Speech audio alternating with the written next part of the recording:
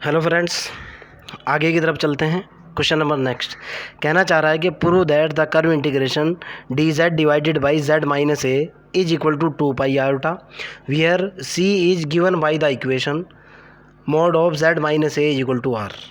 मतलब ये है कि आपको ये कर्व इंटीग्रेशन कैलकुलेट करना है, प्रूफ करना है D Z divided by Z minus A बराबर लाना है 2 पाई आयोटा के। सी एक कर्व है जो कि किस तरह का कर्व है, mod of Z minus A is equal to R, यानी एक ऐसा सर्कल है जिसका सेंटर ए है और जिसकी रेडियस कितना है, आर है। ओके, ज़रा समझने की कोशिश करना, मैं सॉल्व करूँगा क्वेश्चन को। मैंने क्या सपोज किया कि मैं कह रहा हूँ सपोज दैट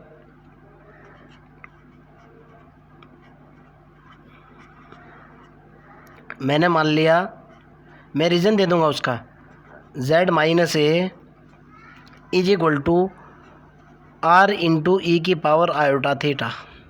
क्लियर। अब सुनो आप, जैसे ही मैं दोनों तरफ का मोड लूँगा, मैं कह रहा हूँ टेकिंग मोड बोथ साइड,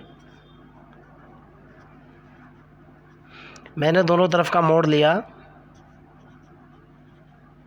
इधर मोड निकल करके आएगा mod of z minus A is equal to mod of R into E की पावर आयोटा थीटा। यहाँ से वैल्यू निकल करके आएगी z minus A is equal to mod of R into mod of E की पावर आयोटा थीटा। आप इस चीज़ को जानते हो, ई की पावर आयोटा थीटा बराबर होता है cos theta plus iota sine theta. Okay, complex number के लिए। अब ज़रा इस चीज़ को देखो, अगर z इज इक्वल टू होता है x प्लस आयोटा वाई, तो मोड z की जो वैल्यू होती है वो होती है under the root X square plus के वाई स्क्वायर।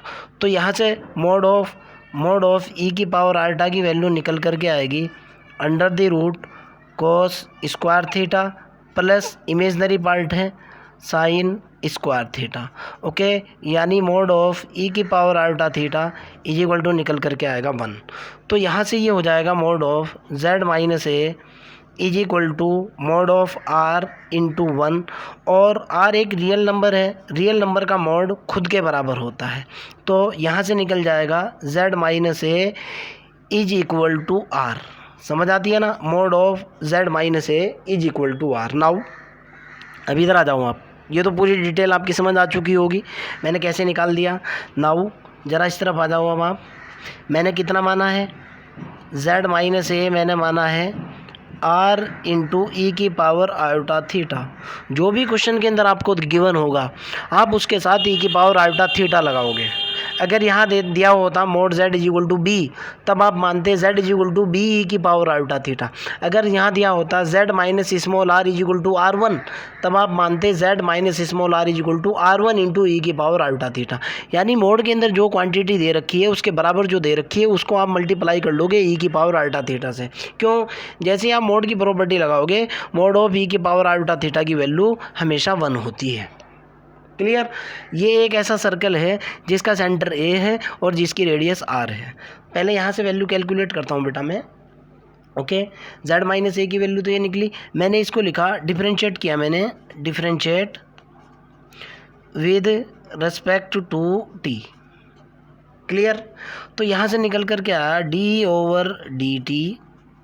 आप चाहो तो z माइनस ए, t की जगह आप चाहो तो p या q या किसी और के रिस्पेक्ट में भी डिफरेंशिएट कर सकते हो। Sorry, differentiate with respect to theta, गलती कर दी है मैंने। ओके, मैंने थीटा माना है ना, जो भी आपने माना है आप उसी के रिस्पेक्ट में डिफरेंशिएट करोगे। मेरे को लगा कि मैंने टी मान लिया है। Differentiate with respect to theta is equal to, इधर कितना हुआ, डी ओवर डी थीटा, ये हुआ आर इंटू ई की पावर आयोटा थीटा। कितना निकल कर क्या, इधर निकला D Z over D theta, इधर कितना हुआ भाई, ये हुआ आर आयोटा ई की पावर आयोटा थीटा। एक चीज़ और भी है, z mod of z minus A is equal to R is a circle. क्या है? एक सर्कल होता है, आपको पता है ये बात, विद सेंटर, सेंटर कितना होता है भाई, with centre A and radius कितनी होती है भाई, radius capital R. Clear, no problem, समझ आती है सारी बात। आगे की तरफ चलते हैं। मेरे को जो कैलकुलेट करना है, अब ज़रा समझने की कोशिश करना।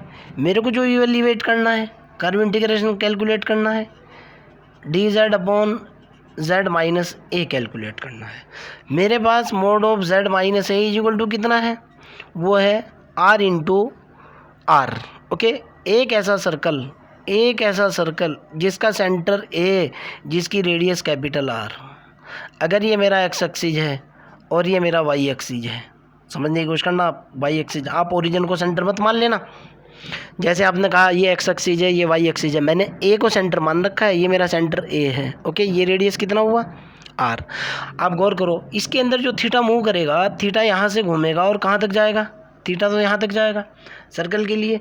तो ये जो हो जाएगा मेरे पास, यहाँ से एक चीज़ और देखो, मेरे पास निकल चुका था D Z over D theta की वैल्यू आ चुकी थी। कितनी आ चुकी थी, आर आयोटा ई की पावर आयोटा थीटा। यहाँ से मैंने डी जेड की वैल्यू निकाली, जो निकल चुकी are iota are iota E की power iota theta into D theta. इसमें भी आपको कोई आपत्ति नहीं होनी चाहिए। ओके, इसके अंदर मैंने वैल्यू पुट करी, नाउ कर्व इंटीग्रेशन जो का तो रखा, डी जेड की वैल्यू डाली, ये निकला आर आयोटा ई की power iota theta. Clear, R iota E की power iota theta into D theta divided by Z minus A. कितना है, जेड माइनस ए को मैंने कितना माना हुआ है, आर ई की power iota theta, R E की पावर आयोटा थीटा। अब बराबर करके लिखा मैंने कर्व इंटीग्रेशन।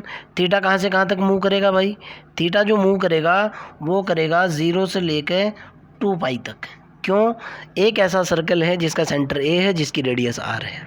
क्लियर है ना, इसका मतलब यही निकलता है कि इसके अंदर थीटा मूव कर रहा है 0 से लेकर 2 पाई तक, यानी कर्व जा रहा है 0 से लेकर 2 पाई तक। आर से मेरा आर कैंसिल, ई की पावर आयोटा थीटा से ई की पावर आयोटा थीटा कैंसिल, ये निकला मेरे पास आयोटा इंटू डी थीटा बराबर आयोटा तो बाहर, डी थीटा का इंटीग्रेशन किया जो कि थीटा है, और लिमिट है मेरे पास 0 से लेकर 2 पाई तक, और बराबर ये निकला 2 पाई। लिमिट डाली मैंने, आयोटा इंटू ये हुआ 2 पाई बराबर कितना निकल गया, यहीं लिख रहा हूँ 2 पाई आयोटा। क्लियर, यही मेरे को प्रूफ करना था। क्वेश्चन के अंदर देखो आपको प्रूफ 2 पाई आयोटा करना था, आपका रिजल्ट निकल कर के आया 2 पाई आयोटा। सो दैट मैं क्या कहूँगा, so that curve integration D Z upon Z minus A is equal to 2 pi iota. यही आपका आंसर है।